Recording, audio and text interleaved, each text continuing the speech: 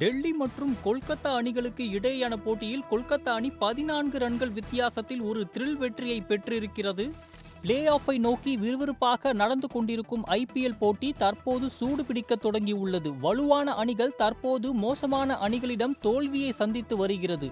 நேற்றைய போட்டியில் வலுவான குஜராத் அணியை ராஜஸ்தான் அணி அபாரமாக வென்றது. அதேபோல் இன்றும் வலுவான டெல்லி அணியை கொல்கத்தா அணி வென்றுள்ளது. டெல்லி அருண்ஜேட்லி மைதானத்தில் நடைபெற்ற இந்த போட்டியில் டாஸ் வென்ற டெல்லி அணி முதலில் பவுலிங்கை தேர்வு செய்தது. இதனையடுத்து களமிறங்கிய கொல்கத்தா அணி தொடக்கம் முதலே அதிரடியாக விளையாடியது. யாரும் அரை சதம் விளாசவில்லை. ஆனால் அணியாக சேர்ந்து கேமியோ இன்னிங்ஸ் விளையாடி அணியின் ஸ்கோரை 200க்கு மேல் கொண்டு சென்றுள்ளனர்.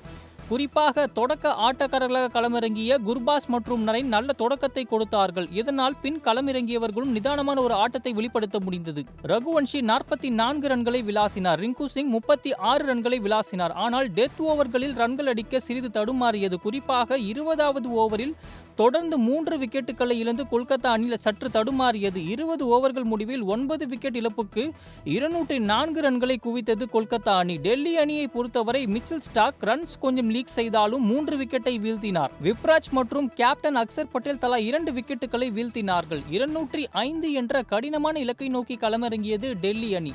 தொடக்கத்தில் தடுமாறியது. ஒரு பக்கம் ஃபேஃப் டு பிளஸிஸ் நிற்க மறுமுனையில் விக்கெட் பறிபோனது. அபிஷேக் போரல், கருண் நாயர், KL ராகுல் சொற்ப ரன்களில் ஆட்டமிழந்தார்கள்.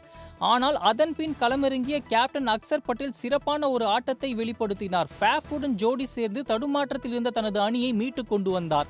அக்சர் பட்டேல் 23 பந்துகளில் 43 ரன்களை எடுத்து ஆட்டமிழந்தார். டூப்ளசிஸ் 45 பந்துகளில் 62 ரன்களை எடுத்து பவிலியன் திரும்பினார். அடித்து ஆடுவதற்கு பேட்ஸ்மேன்கள் இல்லாததால் இந்த தோல்வியை டெல்லி அணி தழுவியுள்ளது. விப்ராஜ் சிங் தன்னால் முயன்றதை இறுதி வரை செய்தார். அவர் 19 பந்துகளில் 38 ரன்களை விளாசி 19.5வது ஓவரில் விக்கெட் ஆனார். புள்ளிப்பட்டியலை பொறுத்தவரை எந்த மாற்றமும் இல்லை. டெல்லி அணியை பொறுத்தவரை 4வது இடத்திலேயே நீடிக்கிறது. 10 போட்டிகளில் 6 போட்டியில் வெற்றி, 4 போட்டியில் தோல்வி என்ற நிலையில் டெல்லி அணி 4வது இடத்தில் நீடிக்கிறது. கொல்கத்தா அணியை பொறுத்தவரை 7வது இடத்தில் நீடிக்கிறது. 10 போட்டியில் 4 போட்டியில் வெற்றி, 5 போட்டியில் தோல்வி என்று 7வது இடத்தில் நீடிக்கிறது கொல்கத்தா அணி.